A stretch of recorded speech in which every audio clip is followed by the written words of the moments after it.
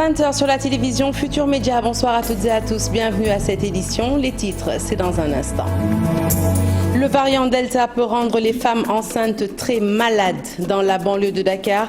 Sur 19 femmes enceintes qui ont contracté le virus, 4 sont décédées.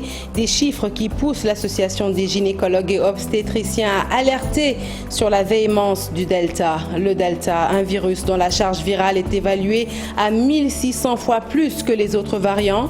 C'est le professeur Mboup qui l'affirme. Il est le fondateur de l'Institut de recherche en santé, de surveillance épidémiologique et de formation.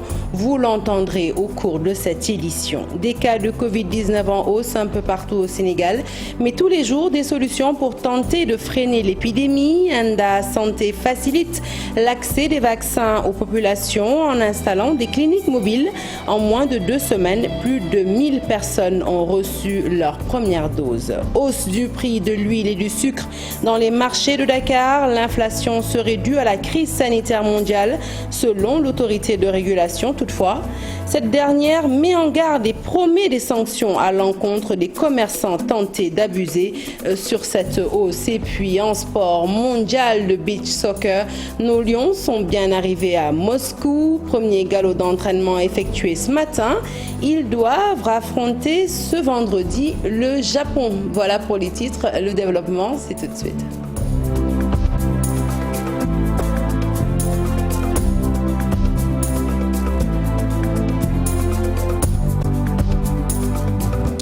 Bonsoir à toutes et à tous. À la une de ce journal, le Delta, ce variant hautement transmissible qui s'attaque aux femmes enceintes et allaitantes dans la banlieue de Dakar, entre Rufisque et Pikine. C'est près de 19 femmes qui ont été frappées par le virus.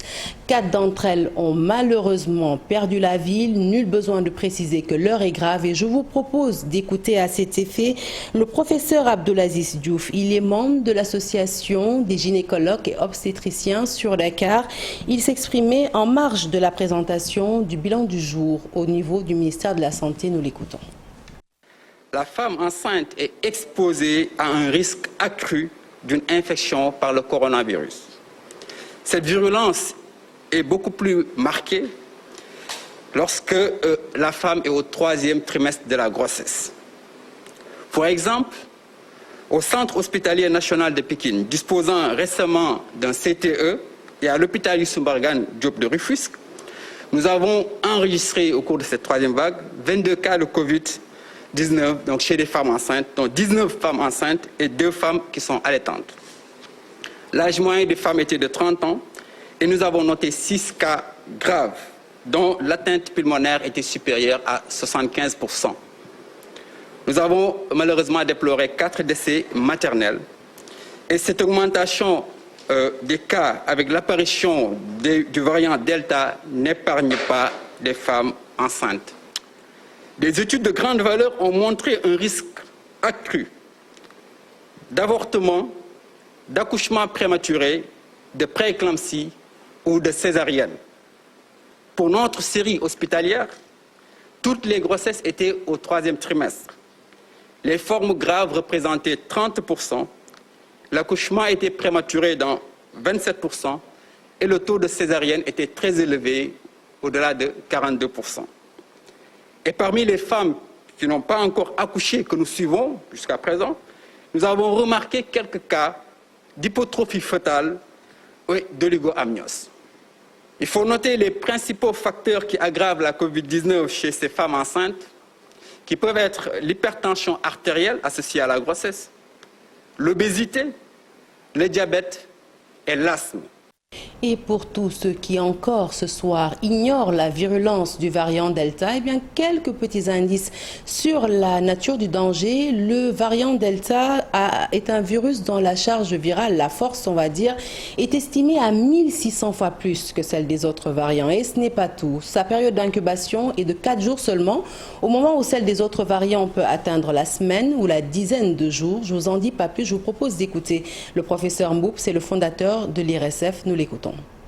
On a récemment mieux compris quels sont les mécanismes qui permettent la propagation de ce variant Delta. Le premier, c'est cette mutation qui lui permet d'infecter plus facilement les cellules et également d'infecter les personnes. Donc c'est une possibilité plus facile d'infecter les cellules humaines. La deuxième, c'est que son temps d'incubation est beaucoup plus court que le temps d'incubation des autres variants. Et en particulier, c'est une moyenne de 4 jours pour le variant Delta, alors que la moyenne en général est de 6 jours pour les autres variants. Mais le plus important, c'est la charge virale qu'il peut provoquer au niveau de l'organisme. C'est-à-dire que cette charge virale a été estimée à 1602 fois plus que la charge virale des autres variants. Donc quand ils se produisent dans l'organisme, ils se développent de manière tellement importante qu'ils contaminent. Donc voilà les 3 facteurs qui ont été identifiés comme facteurs importants qui peuvent expliquer pourquoi ce variant est plus contagieux que les autres. Voilà donc l'épidémie à coronavirus qui poursuit sa marche macabre. Mais heureusement, tous les jours, des solutions sont imaginées pour tenter de freiner l'épidémie. C'est le cas avec ces cliniques mobiles dont je vous parlais tout de suite en titre. Elles permettent d'acheminer les vaccins chez les populations. Une initiative de l'ONG Enda Santé. En une semaine, c'est plus de 1000 personnes qui ont reçu leur première dose. L'ONG va ainsi appuyer les districts de Dakar dans la lutte contre l'épidémie. Et pour sa dernière journée de campagne, eh bien, c'est la commune de Ouakam qui a été la cible. Mamadou Fall et Tierno Laurent Mendy ont fait un tour reportage. Plus de 1000 personnes sont vaccinées contre la Covid-19 en un temps record grâce à la collaboration de Enda Santé et les districts sanitaires ouest via les cliniques mobiles initiées par l'ONG pour vaincre le coronavirus. La santé doit être accessible à tout le monde. Nous avons décidé maintenant d'accompagner le district ouest Philippe Maguilène Senghor dans la campagne de vaccination pour la lutte contre la Covid-19. Et ce qui fait qu'aujourd'hui, depuis au bout de 2 semaines, nous allons clôturer notre campagne de vaccination. Et nous avons eu à vacciner durant toute cette campagne environ 1000 personnes, ce qu'on a eu à faire les jours d'avant, avant de compter cette dernière journée. Donc ce qui fait aujourd'hui que cette campagne, nous invitons les ONG comme tous les ONG du Sénégal à faire de même pour soutenir la campagne de vaccination de la lutte contre la Covid-19, à accompagner les districts sanitaires et à vacciner et vraiment financer le projet et vacciner vraiment la population pour qu'on puisse atteindre au moins 9 millions de vaccinés au Sénégal. Ouakam est choisi pour cette dernière journée de campagne de vaccination. Plus de 300 doses mobilisées. La communauté aujourd'hui pousse les gens à se vacciner parce que si on y va dans les quartiers les plus reculés du district ouest comme genre Terme Nord, Norfolk, où ils n'ont pas de centre de santé, on a là-bas chaque jour au moins 100 vaccinés par jour. Et si tout le monde fait comme Enda Santé, nous aurons atteint vraiment une couverture vaccinale maximum au Sénégal. Aujourd'hui, en sortant de Philippe Maguilène Senghor, c'est eux qui nous remettent chaque jour des doses et nous ont remis plus de 300 doses. Une stratégie bien payante puisque les populations ont répondu à l'appel. Nous avons fait l'initiative parce que nous avons le vaccin. Instant, nous avons fait que nous avons hôpitaux, mais c'est plus accessible. Donc, je vais inciter les jeunes à nous vacciner. C'est plus pratique. Clinique mobile, un projet qui s'étendra sur toute l'étendue du territoire afin de permettre l'accès à la santé aux populations sénégalaises. L'objectif, vaincre le virus le plus tôt possible. Des initiatives à encourager. Nous restons dans le domaine de la santé. Le saviez-vous, la résistance antimicrobienne tue près de 700 000 personnes dans le monde chaque année. D'ici 2050, les statistiques prévoient les 10 millions de morts. Et bien, pour obtenir des données fiables de cette situation, considérée comme un fléau mondial, des formations sont initiées pour renforcer les capacités des microbiologistes dans le domaine. Et cette année, c'est l'IRSF qui a été choisi pour abriter la formation. C'est un compte-rendu signé Abdou Diouf Diagne. Plus grande menace de l'humanité dans le futur, la résistance antimicrobienne fera beaucoup de victimes dans le monde si l'on y prend garde. La révélation est du fondateur de l'Institut de recherche en santé de surveillance épidémiologique et de formation, professeur Souleymane Boupe. On estime qu'il y a peut-être 700 000 morts par année dues à la résistance antimicrobienne et que vers les années 2050, cela peut aller jusqu'à 10 millions de morts. Donc cela montre que c'est une des plus grandes menaces dans le futur pour l'humanité. C'est le fait qu'on n'a plus de médicaments qui puissent traiter beaucoup d'infections. Et ça, c'est encore une fois une très grande menace. Pour avoir une idée globale de la situation, une formation pour renforcer la capacité des microbiologistes en santé humaine et animale est organisée à IRSF. Ce consortium a été mis en place pour former les spécialistes des différents domaines pour pouvoir recueillir les données de surveillance. Parce qu'en Afrique, les données sont un peu partielles et éparses. commerce, on ne peut pas se baser sur des données, déterminer la prévalence et l'étendue de ces bactéries botulisants. C'est pour cela que des modules de formation ont été développés pour être utilisés par tous les pays, également pour pouvoir, d'ici quelques années, recueillir des données qui ont été obtenues à partir de méthodologies harmonisées. L'automédication pourrait aussi favoriser la résistance antimicrobienne. Les patients sont invités à éviter la prise d'antibiotiques sans ordonnance et analyse préalable. Allez, de la santé, nous passons à la consommation. Si vous aimez faire le marché, vous avez sans doute remarqué que le prix de certaines denrées comme l'huile ou encore le sucre ont connu une certaine hausse depuis quelque temps, une situation qui impacte les vendeurs en détail et forcément donc le consommateur dakarois. Et bien, selon les autorités en charge de réguler le commerce à Dakar, c'est la crise sanitaire mondiale qui est à l'origine de cette inflation. Toutefois, l'autorité est formelle, elle met en garde les commerçants contre toute tentative délibérée d'abuser sur cette hausse. Compte rendu signé Tierno Laurent Mendy, Marcel Farba Maroun. Plusieurs produits, notamment alimentaires, ont subi une hausse sur le marché dakarois. Ici, à Ouakam, les commerçants tirent la sonnette d'alarme. Nous sommes très inquiets de la hausse de ces prix, surtout nous qui vendons en détail, parce que ça a augmenté au niveau de ceux qui nous livrent le produit. Et on n'ose pas les augmenter. Sinon, lorsqu'il y aura contrôle, c'est nous qui allons payer les pots cassés, même si on leur présente la facture. Ce qui les intéresse, c'est les prix que nous proposons. Le sucre, par exemple, on n'arrive plus à le vendre. Idem pour l'huile. Le bidon de 5 litres qu'on achetait à 18 000, désormais, on l'a à 26 000 francs CFA. Tout a augmenté, excepté le riz. Quelles peuvent alors être les causes de cette hausse? La direction du service régional du commerce a bien voulu nous livrer des éléments de réponse avec quelques piqûres de rappel. Cette pandémie Covid-19 que nous vivons tous et qui n'épargne aucun pays, même les grandes puissances. Donc à plus forte raison, nos petits pays. Sur la TVA, sur le blé qui est ramené de 18 à 6%, les droits de porte en ce qui concerne l'huile importée. Donc, ce qui permet d'atténuer aussi les conséquences pour le consommateur final. Nous veillons toujours au grain. Et je rappelle que le sucre cristallisé est fixé à 600 francs.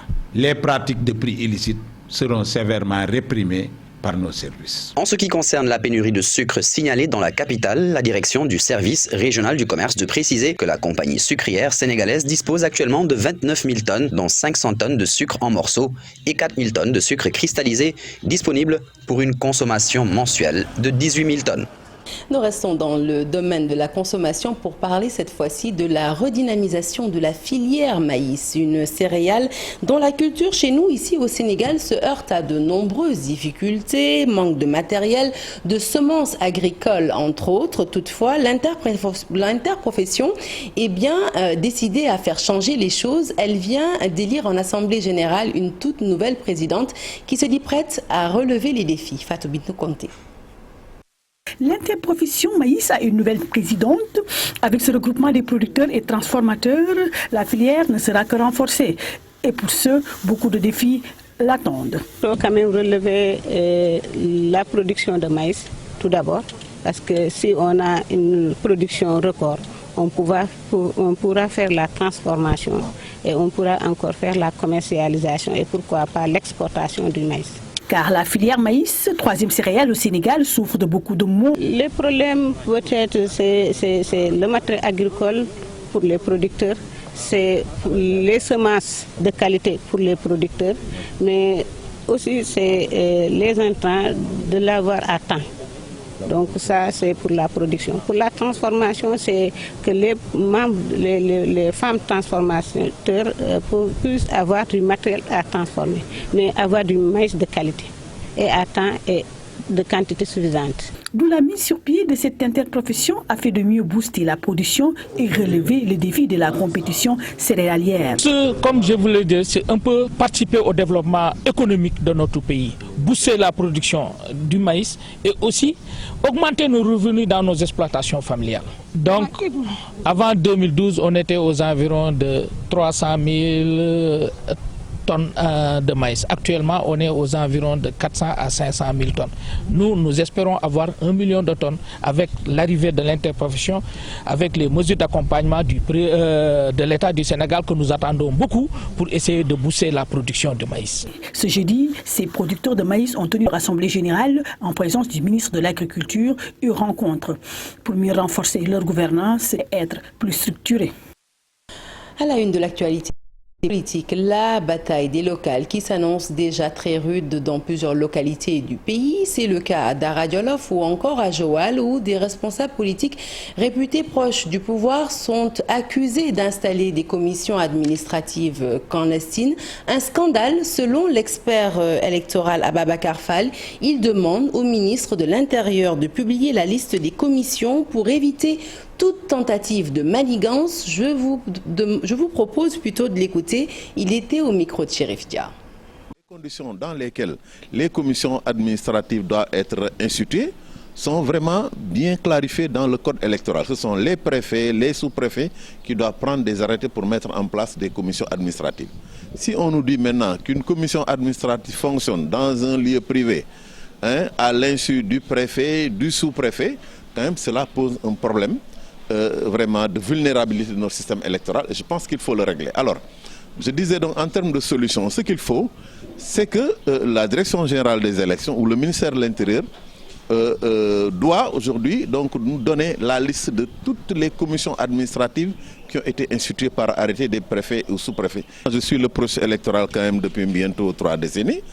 Il n'y a jamais eu quand même autant de bruit autour de ces certificats de résidence. C'est un document qui existe, qui sert juste à, disons, justifier le rattachement de la personne, disons, requérante. Je pense qu'il appartient à l'État, au plus haut niveau, de prendre ses responsabilités quand même pour trouver une solution définitive à ça.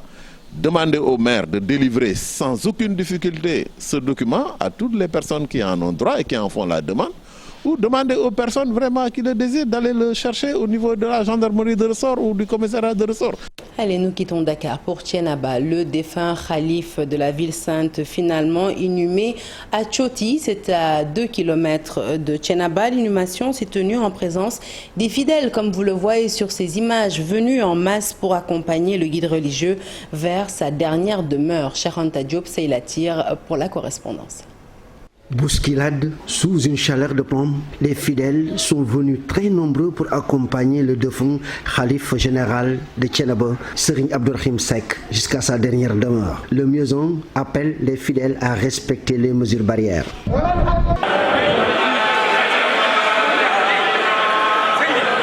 Après la prière mortuaire, direction Tchoti, où il sera inhumé. Serigne Abdourahim Seck, un homme multidimensionnel, un homme de paix, s'en est allé. Les témoignages fusent de partout. C'était un homme très engagé pour son pays, mais également pour sa famille. Il entretenait de très bonnes relations avec tous les foyers religieux du pays. Pour preuve, Serigne Mountakha Mbacké et Serigne Babacar Sy Mansour ont envoyé des délégations en vue de raffermir davantage les liens. Nous étions partis ensemble au Maroc et je peux témoigner qu'il est d'une dimension exceptionnelle. Le jour de son décès, nous avons prié ensemble et c'est moi qui ai dirigé toutes les prières. Dans la nuit, je lui ai demandé de se reposer un peu avant de voir le docteur le lendemain, mais il m'a demandé de lui donner un de ses livres saints et il s'est mis à prier.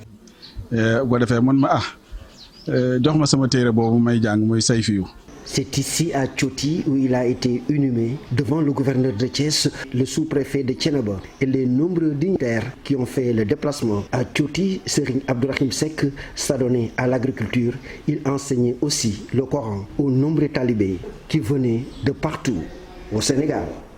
Union et adhésion autour du tout nouveau khalife général des Layènes, c'est ce que prône le porte-parole de la famille Layène. Chérif Mohamedou Lamine Laye s'est adressé aux fidèles. C'est à l'occasion de la cérémonie de présentation des condoléances suite à la disparition du guide religieux. Ces propos sont recueillis par Aminata Mbaresso et Mardian.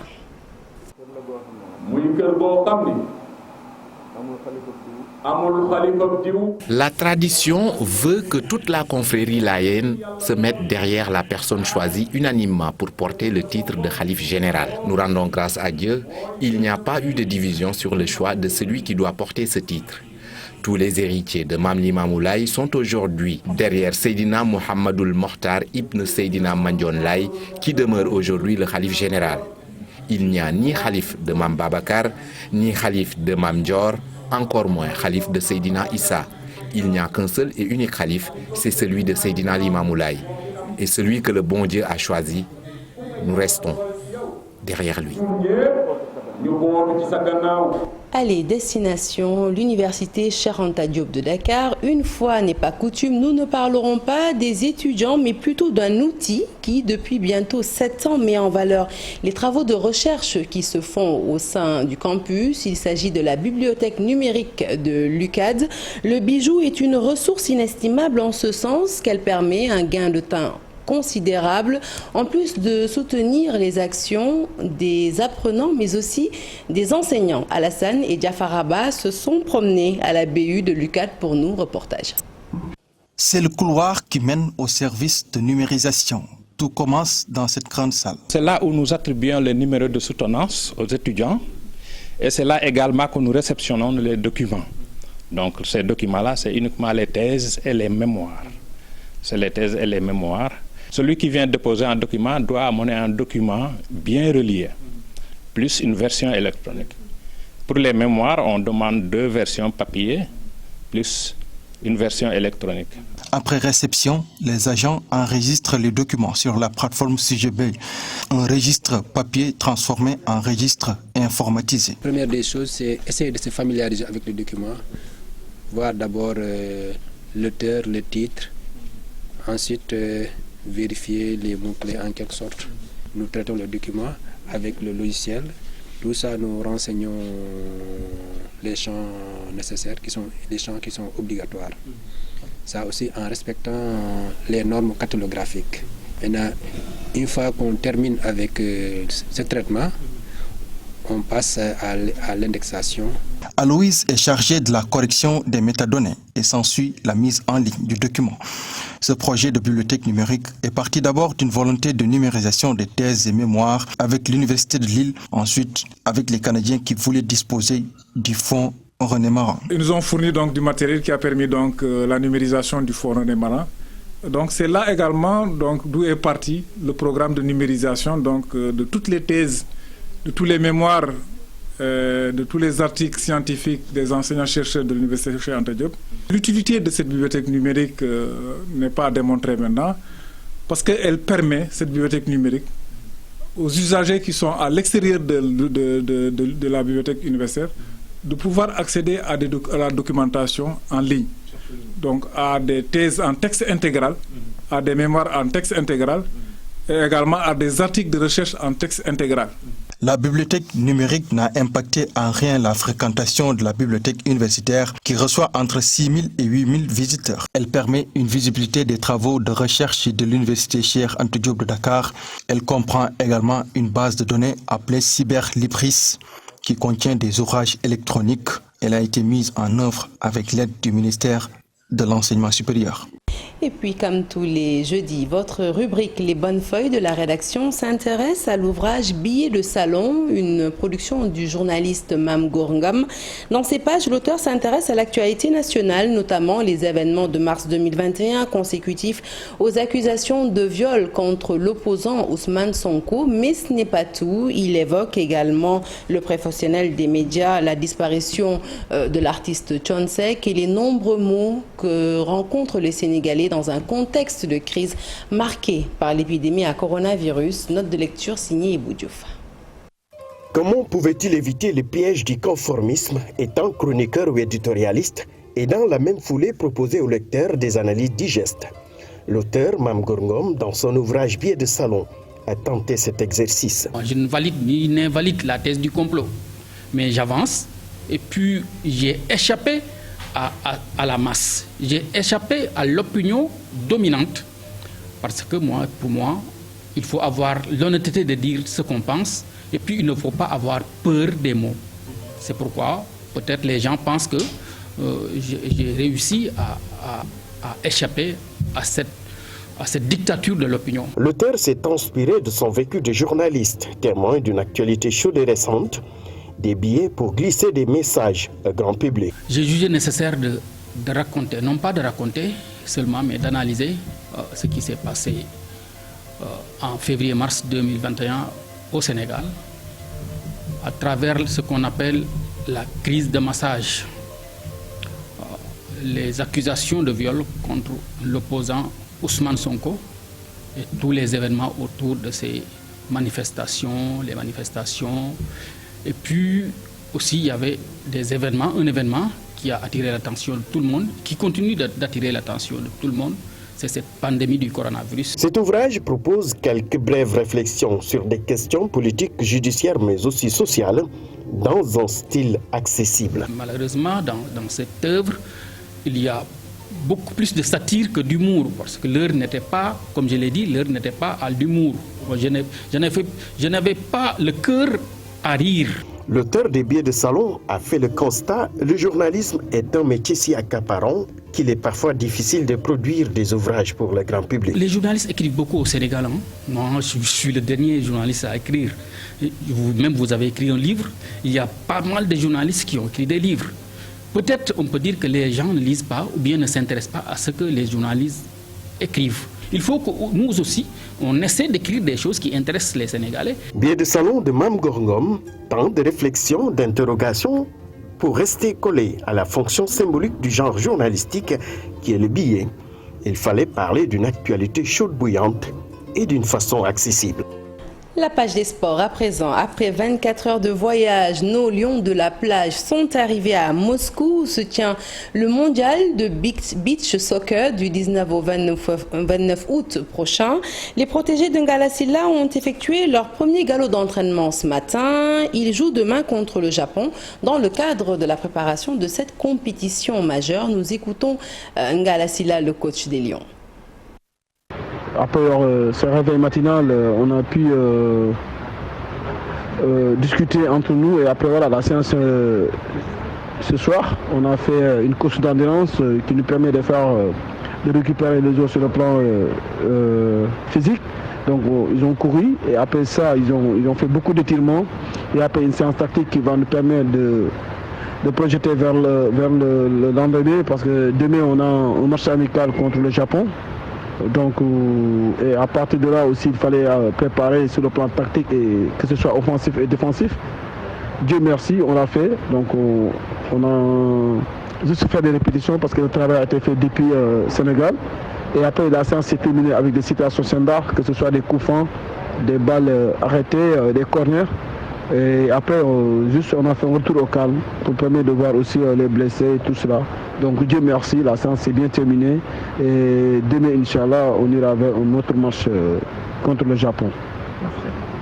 Le Sénégal qui a gagné 3 places au nouveau classement FIFA publié ce jeudi. L'Algérie fait la meilleure opération en gagnant 12 places. La Belgique, malgré son élimination en quart de finale du dernier Euro, demeure en tête de ce classement. L'Italie 5e, vainqueur du tournoi européen aux dépens des Diables Rouges, profite de son sacre pour intégrer le top 5, juste derrière l'Angleterre 4e, son adversaire en finale. Au-dessus, le Brésil 2e et la France 3e inversent leur place et l'Argentine 6e récolte les fruits de son parcours victorieux en Copa América. Les 2 finalistes de la compétition reine en CONCACAF se hissent dans le top 10. Et puis, foot toujours, Edouard Mendy se rapproche de plus en plus, semble-t-il, du ballon d'or africain. L'international sénégalais, vainqueur de la Super Coupe d'Europe avec son club Chelsea, aura encore l'occasion d'écraser la concurrence avec le mondial des clubs. Le récit est signé Chartidiane Diao. Encore un trophée pour Edouard Mendy. Le gardien de but de Chelsea a ajouté une nouvelle ligne à son palmarès naissant avec la Super Coupe d'Europe. Une victoire qui le rapproche encore plus du ballon d'or africain. L'international sénégalais accroît ainsi les chances de suivre les traces du Marocain Badou Zaki ou du Camerounais Thomas Nkono, vainqueur du ballon d'or africain. Le vainqueur de la Ligue européenne des champions aura ainsi l'occasion, avec le mondial des clubs, de mieux s'armer face à l'Algérien Riyad Mahrez qui sera sans doute son principal challenger. Puis nous en avions parlé hier dans le journal, l'annulation de l'Assemblée générale élective de la Fédération sénégalaise de roller. Eh bien, les initiateurs du recours ayant conduit justement à cette annulation du vote persistent et signent. Il y a bel et bien eu vice dans la procédure de cette Assemblée générale, notamment des membres qui ont voté alors qu'ils n'en avaient pas le droit, raison pour laquelle ils ont donc annulé l'élection du 31 juillet. Ils espèrent tout simplement que la prochaine Assemblée générale se déroulera dans le respect des règles et surtout dans le calme. Je vous propose d'écouter Babacar Ndiaye. Il est président de Freestyle Roller et par ailleurs candidat à cette élection. Il est au micro d'Ibrahim Akan. Le problème de l'AG, c'est que comme il l'a dit mon homologue tout à l'heure, nous nous sommes rendus compte qu'il y a eu beaucoup d'irrégularités. Des irrégularités par rapport à des gens qui sont venus voter et qui n'avaient pas le droit de vote. Un déroulement qui s'est passé franchement loin de ce que nous souhaitions nous. Il y a eu des gens qui sont venus et comme le commun des mortels le dit, il y a eu des gens qui sont venus avec une intention de créer des tensions auxquelles nous n'avons pas répondu parce que nous voulons faire les choses dans la discipline. Et aujourd'hui, nous nous sommes rendus compte que grâce à ces irrégularités, nous avons fait des dépôts, nous avons fait des recours, à peu près une dizaine de clubs ont fait les recours, c'est pourquoi ce scrutin a été annulé. Annulé aux yeux de tous. Et aujourd'hui, hier, nous l'avons vu et nous l'avons appris, nous avons vu des gens qui sont venus ici pour déplorer cela. Et nous sommes revenus aujourd'hui pour que ce soit clair au niveau de la population sénégalaise, pour qu'ils comprennent que nous sommes des jeunes, nous sommes dans notre droit le plus absolu, et que nous ne sommes pas là pour indexer ou défendre qui que ce soit, mais juste pour que ce soit clair au niveau de la population sénégalaise, qu'une fédération est là pour fédérer et non pour diviser. Fin de ce journal, merci de l'avoir suivi. L'actualité se poursuit sur toutes nos plateformes digitales. En attendant de se retrouver, appliquons les gestes barrières, faisons attention. Tout de suite, la suite, c'est avec la version française du Soir d'Info. Barthélémy Ngom reçoit le professeur Ibrahim Adja, sociologue consultant, expert en protection sociale. Je vous dis bon week-end et bonne suite des programmes en compagnie de la télévision Futur Média.